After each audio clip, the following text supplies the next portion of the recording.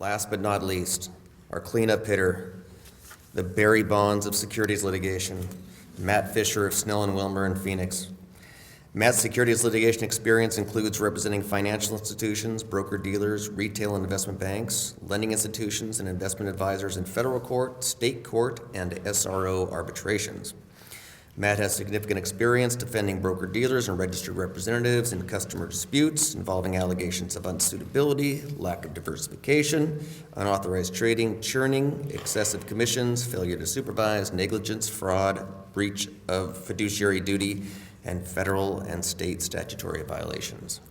His experience in securities litigation includes broker-dealer and clearinghouse disputes, upfront bonus recovery, Rule 10b-5, Section 11 and Section 12 litigation, state statutory, securities litigation, and investment registration issues. Finally, standing between us and a great weekend is Matt Fischer, Snell Wilmer.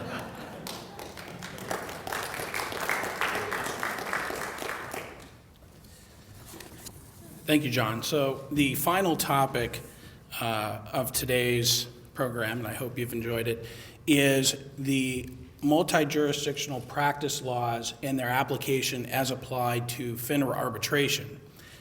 That was a sort of a sterile way of saying that. So let me try a different way to bring it home. What we are talking about is avoiding and how to avoid inadvertently engaging in the unauthorized practice of law and suffering the consequences that come along with that.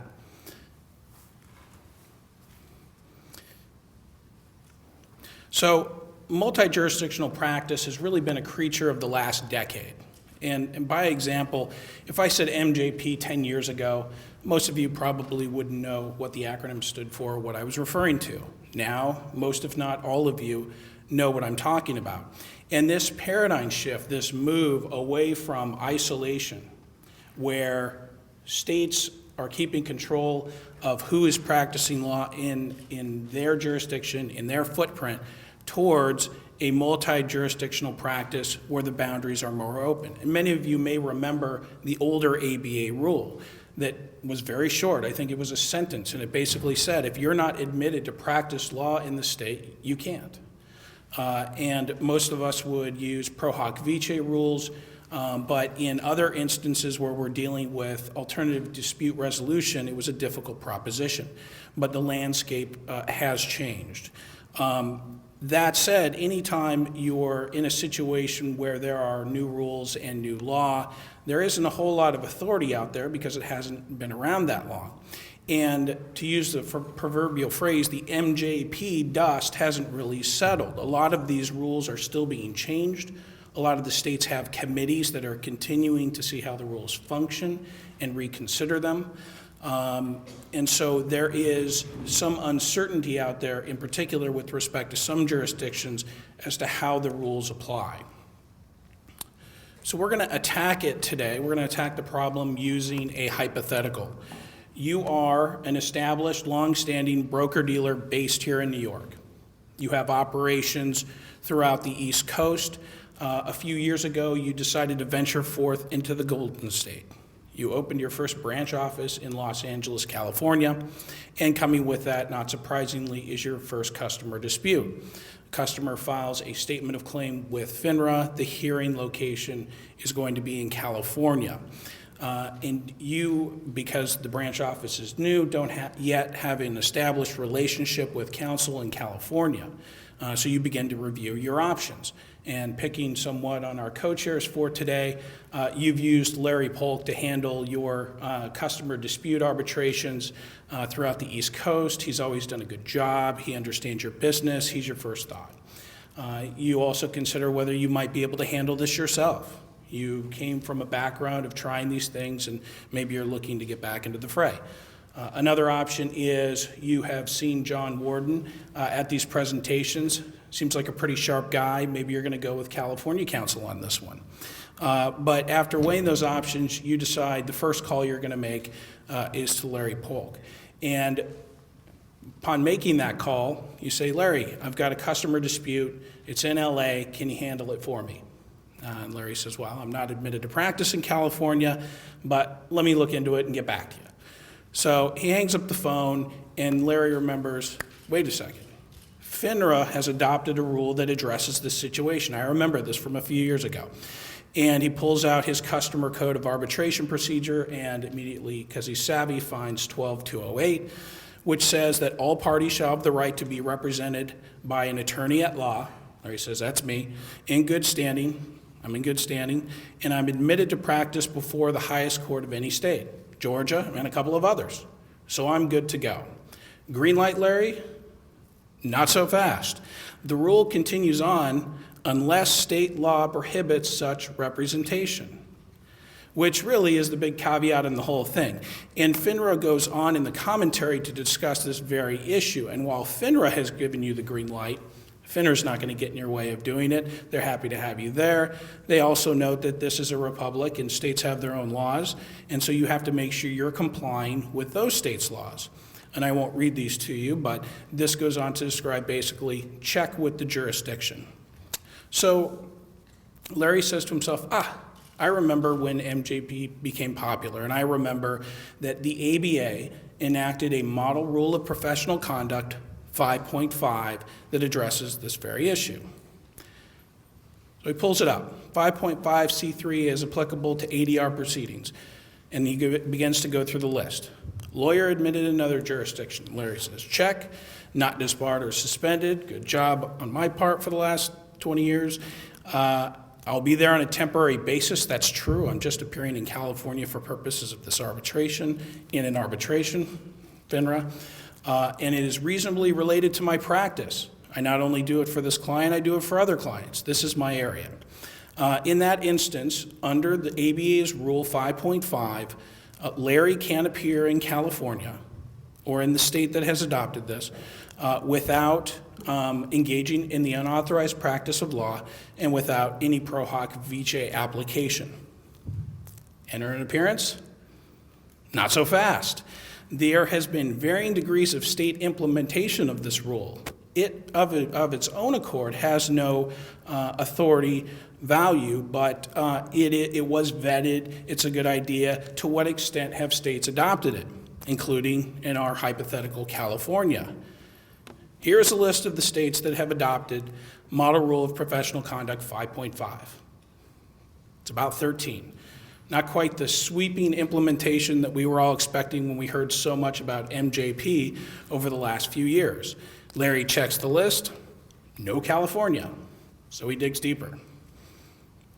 Here are the states that have adopted rules that are similar to 5.5, that address multi-jurisdictional practice.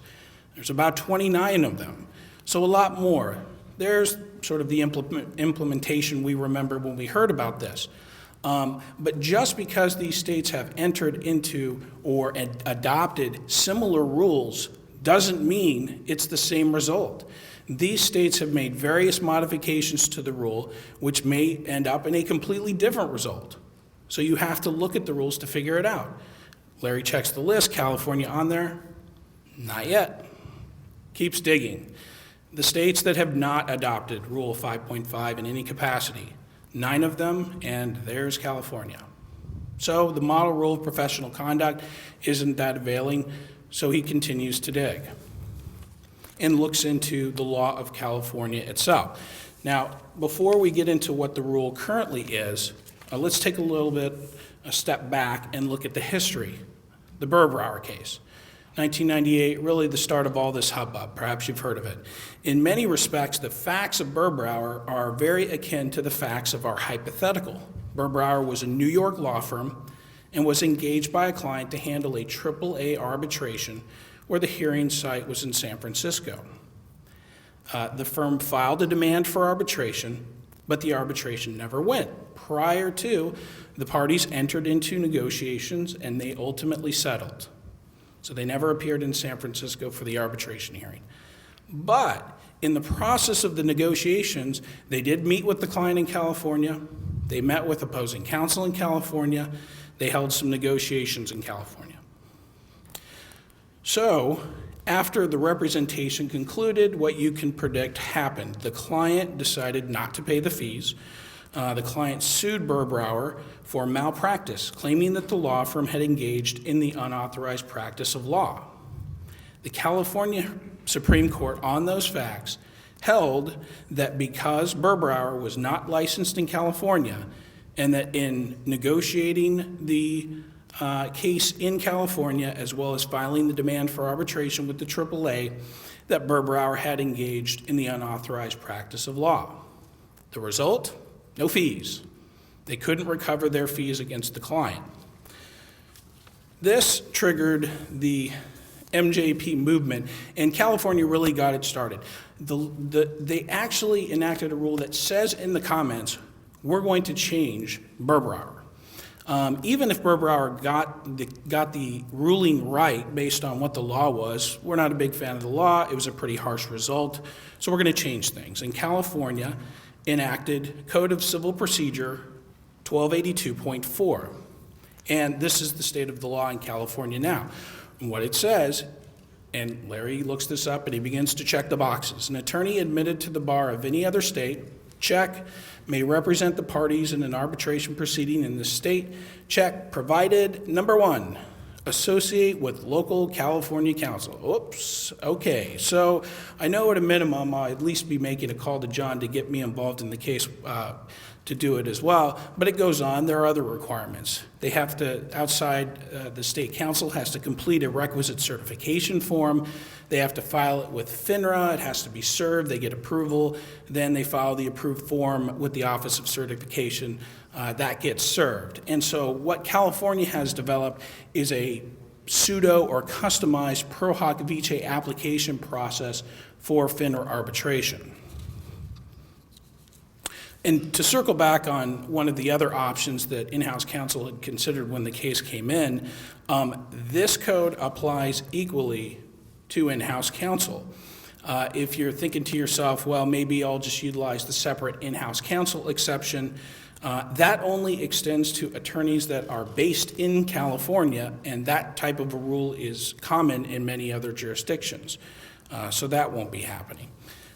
So ultimately, in our hypothetical, Larry's going to have a conversation with the client about involving John and other options for moving it forward, having associated with counsel. I should make one more point about California. That has to go on at the outset.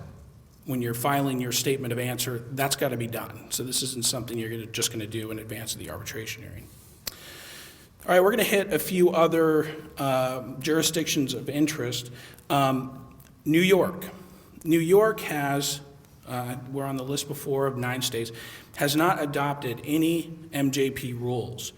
But New York courts have held that handling arbitrations does not constitute the practice of law. If it's not the practice of law, then it's not governed. And it isn't something where you have to comply with a certain process because it's just not the practice of law. Now, an ethics report that was issued out of this very building by the New York City State Bar also said that representing a client in an arbitration does not constitute the practice of law. So out-of-state attorneys can appear in New York in FINRA arbitrations. Florida, in the past few years, Florida has adopted MJP rules, but they're different than 5.5. In fact, they have a pseudo pro hoc vice application process that's akin to what California has. Although there you don't need to associate with local counsel.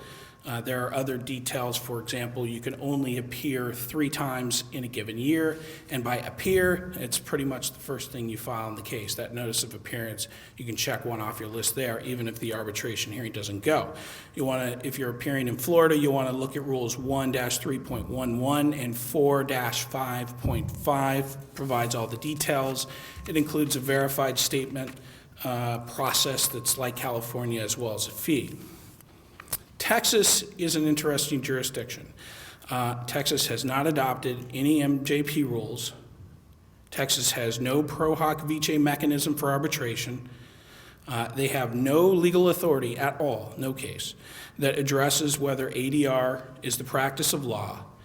Texas at one point formed a committee to consider MJP. Nothing really came of that. So out-of-state attorneys who are appearing at FINRA arbitrations in Texas are putting themselves in peril. There really is no mechanism for it in Texas.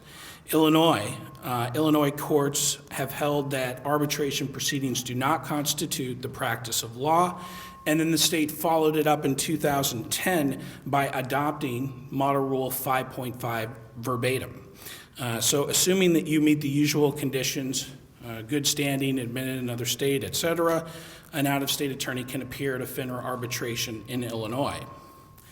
Next on the list is Arizona. I didn't just include this because that's where I'm from. It actually has a few unique features to it. First, the bar in Arizona, which is authorized to regulate the practice of law by the Supreme Court there, has issued an ethics opinion directly on point. When we talked about uncertainty, Arizona is not one of those places. They have issued an opinion directly on point that an out-of-state attorney meeting the usual conditions, good standing, et cetera, can represent a client in FINRA arbitration. It wasn't just general ADR, it wasn't AAA. They actually said it with respect to FINRA arbitration. Second, in Arizona, there's one catch. It's a little bit unique. The attorney who's appearing there must disclose to the client that they're not admitted in Arizona and has to obtain the client's informed, that's the key word, consent to the representation. In Arizona, informed consent is typically obtained through a letter that outlines all of the pros and cons. These things tend to be fairly detailed and secures the client's signature on that. The last jurisdiction, and after we go through these 6, I'm going to hit the other 43 somewhat quickly, so bear with me. No, these will be it. In New Jersey, a committee commissioned by the New Jersey Supreme Court previously, and this is quite some time ago, issued an opinion that an out-of-state attorney representing a client in arbitration does not commit the unauthorized practice of law. But that did not stop the judiciary from enacting a bunch of rules to govern it and enacting them and changing them constantly. I think New Jersey changes its rules every 2 years, but until recently, it involved a registration, a fee process, something similar to California and to Florida, but currently the additional hoops are no longer required. And New Jersey functions essentially very similarly to Model Rule of Professional Conduct 5.5. So we talked about appearing in the FINRA arbitration itself, but there's a lot of stuff that you could do that is short of actually showing up the hearing. Here's some examples here. You've got mediations, you've got settlement discussions. At what point do these activities constitute the practice of law to the point where you might get yourself in trouble? Well, that answer depends very heavily on the jurisdiction of the particular state in which we're talking about. I can give you a general guideline. Oftentimes, physical presence is an important factor. But it's not the only factor, and it isn't necessarily controlling. California has even said that it is possible to practice law in California without ever having set foot in the state via telephone and email and fax and et cetera. So what sort of guidance do we have from the courts on this issue? Well, there are standards like the Supreme Court's famous standard. We know it when we see it, and it depends on the facts of each case. Well, that doesn't provide a whole lot of guidance. So I think it's prudent to, at the outset of a matter, to look at the rules and figure out what the rules are for the jurisdiction in which you might appear. The potential consequences of engaging in the unauthorized practice of law. And I've set forth some of the common ones here, but I'll walk you through some other potential ones. And these are not philosophical. I didn't come up with them off the top of my head. These are actual examples from around the country. Professional discipline, and that would be in addition to the bar complaint I'm talking about here. I'm talking about your state disciplining you for engaging in it elsewhere. There's potential criminal enforcement, private causes of action, disqualification, having your arbitration award vacated, negating or piercing the attorney-client privilege. All of these things are possible if you engage in the unauthorized practice of law. One note I put here is that what happens, you show up to the FINRA arbitration and the other side challenges your ability to appear on behalf of the client. FINRA actually has a rule that addresses this situation. 12208D says the arbitration proceeding shall not be stayed or otherwise delayed pending resolution of such issues. So the hearing's going to go forward. Well, does that mean you get to participate? It doesn't say. And we know how panels are. They could come out either way on this. I can make a very good argument that on the basis of other rules, you should be allowed to represent your client in the arbitration hearing with disciplinary issues to come after. But the rule doesn't say that, and who knows which way a panel could come out. You could show up to do the arbitration hearing. They could say, we're moving forward, but without representation of counsel. So, before you appear in a jurisdiction to do a FINRA arbitration, the theme, not so fast. Here are the recommended ways to go about confirming that what you're doing is okay. Review the specific state rules and laws, and I want to provide a caveat or a warning here. It is tempting to use secondary sources to make this determination. A fancy chart on the internet, a treatise that goes through the jurisdictions. I would counsel against that. Oftentimes, they're not current, and sometimes they're just not correct. I'll give you an example. FINRA has provided guidance on this issue on their website for the locations where they have regional centers. I think it's about 7 jurisdictions. 2 are wrong. They're just not up to date. Articles can be wrong, treatises can be wrong, go directly to the source. Check for the application of exemptions that would apply to you. As a belt and suspenders approach, contact the State Bar Association to confirm. If you contact Nevada, you will get a different answer than it states in just about every treatise on this issue you can find. And to the extent you're permitted to appear, make sure that you comply with any special requirements. I want to thank you for your time and thank you for making it to the end of the day.